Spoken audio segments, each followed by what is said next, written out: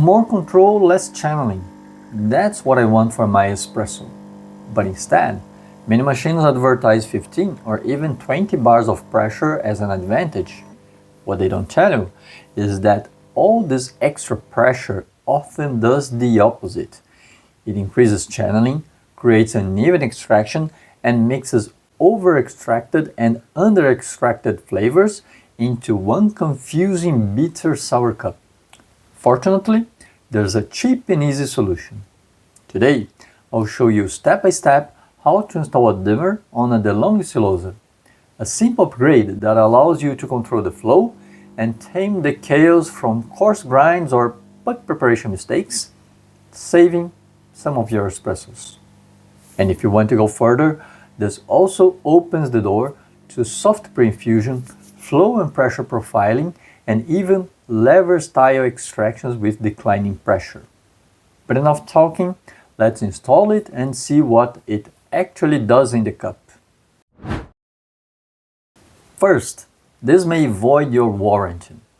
Second, this is what I did on a Delonghi Stilosa EC235 model, 220 volts, sold in Europe.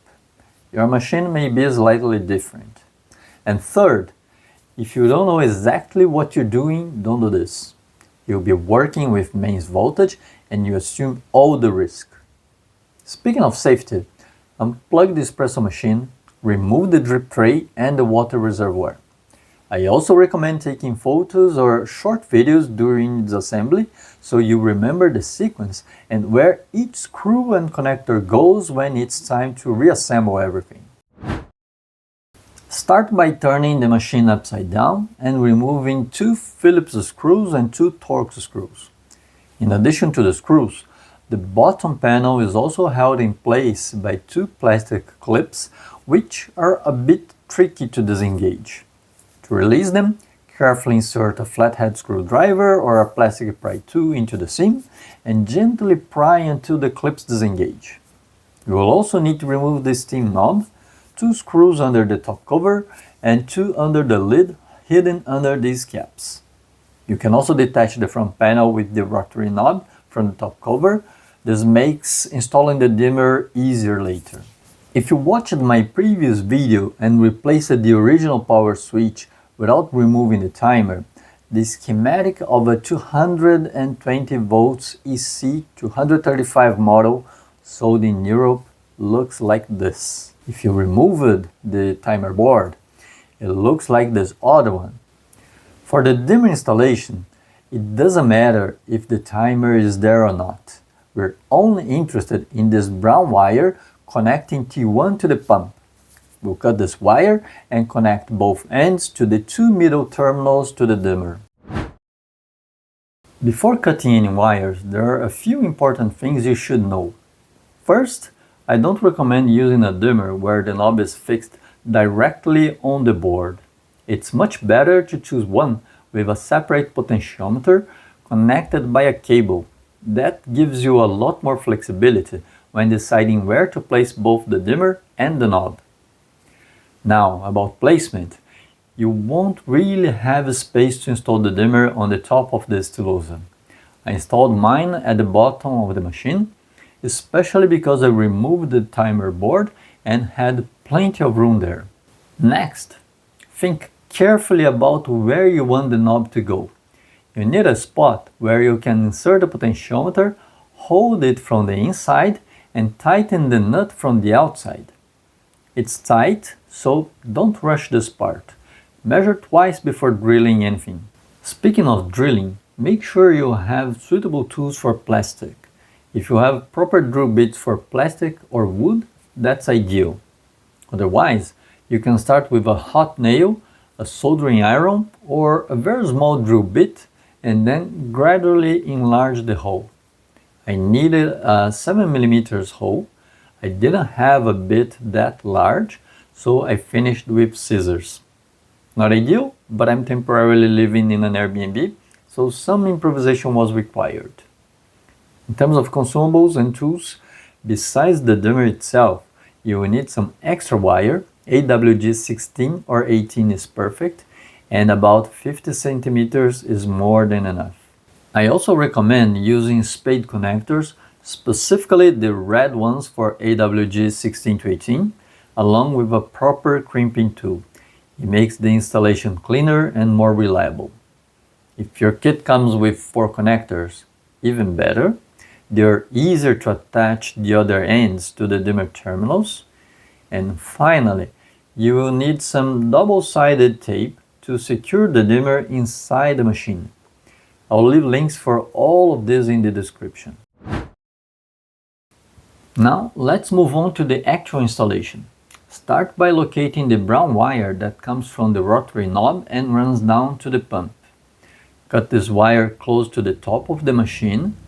From there, route an extra piece of wire from the top down to the bottom of the machine and connect it to one of the middle terminals on the dimmer. At the bottom of the machine, access the other end of that same brown wire, the one going to the pump. Pull this wire and connect it to the other middle terminal on the dimmer. Back at the top, take the remaining end of the brown wire, the one coming from the rotary knob, and connect it to your new wire. In my case, I used this yellow one and Spade connectors to keep everything secure. To install the knob, I first detached the JST connector from the dimmer. This allowed me to route the cable from the top of the machine down to the bottom. I temporarily fixed the knob on the top of the machine with masking tape just to make sure it wouldn't fall inside while I was working. Once the cable was routed, I reconnected the JST connector and fixed the dimmer board to the inside of the casing using double-sided tape. Before drilling the hole for the knob, take one last moment to measure carefully. Make sure there's enough space inside the machine not only for the potentiometer itself, but also for your fingers when you need to push it against the casing and tighten the nut. I hope you have better tools. I started with a soldering iron to make a small hole, expanded with a few drill bits, and finished with scissors. Once the hole is ready, insert the potentiometer shaft, secure it with the nut on the outside, and attach the knob. You can now put the top cover and the steam knob back on, but before closing the bottom of the machine, test very carefully to avoid shorts or spilling water on mains voltage. Run some water through the group and check whether the dimmer is actually changing the flow. If everything looks good and there are no leaks, you can close the bottom panel. At this point, you're ready to adjust flow and pressure in real time while pulling shots. For an even better experience, I highly recommend adding a pressure gauge. It's a relatively simple upgrade. You cut the hose that runs from the pump to the boiler, install a T-fitting, and connect a 20 to 25 bar liquid-filled pressure gauge. Liquid-filled gauges reduce vibration and make the pressure possible to read. I highly recommend it. That said, you don't need a pressure gauge to start experimenting. You can work by watching the flow, by sound, slow the flow when it's too fast, or start squirting.